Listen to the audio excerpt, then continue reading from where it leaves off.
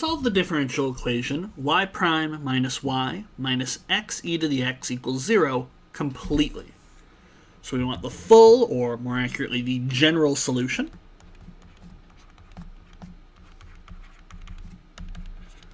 Okay, so just quickly double checking, this is the differential equation we have been given.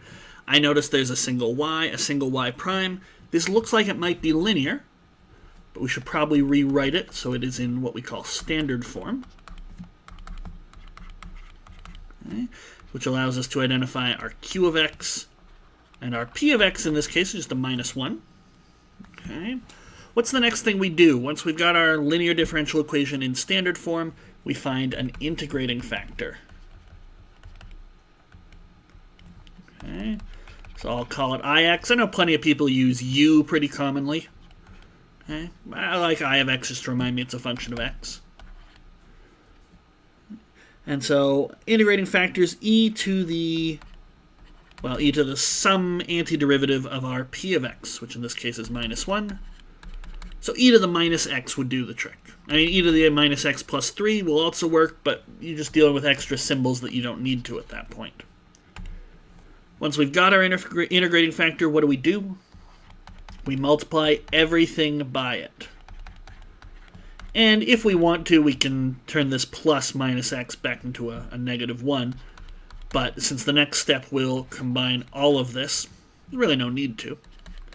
So x e to the x, and we still multiply the right-hand side as well. I've seen people in the past forget to do that. Now the e to the x and the e to the minus x will cancel out, which is quite nice. And the whole reason we do this is so the left-hand side here can simplify.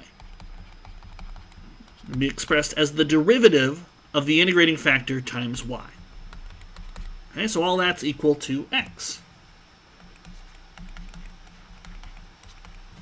I guess we can change our integrating factor back to e to the minus x.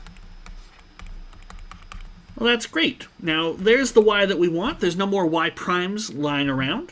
And that's great. So now we just need to figure out a way to get to this y. How can we undo differentiation? Integration. Okay. So we can integrate both sides.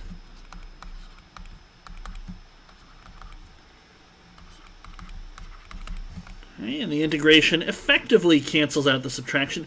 You get the same function. You get e to the minus x y plus or minus a constant. Okay? And when we integrate over here, we get x squared over 2 plus or minus a constant. And we just sort of smooth things over by combining constants. Okay? So there we go. We're looking good. Now we just want y. So what we can do is we can divide both sides by e to the minus x. Or if you want to be fancy, multiply both sides by e to the x. So we'll get x squared over 2 e to the x plus our constant times e to the x. Okay, and there is our general solution, our completed solution to our given differential equation.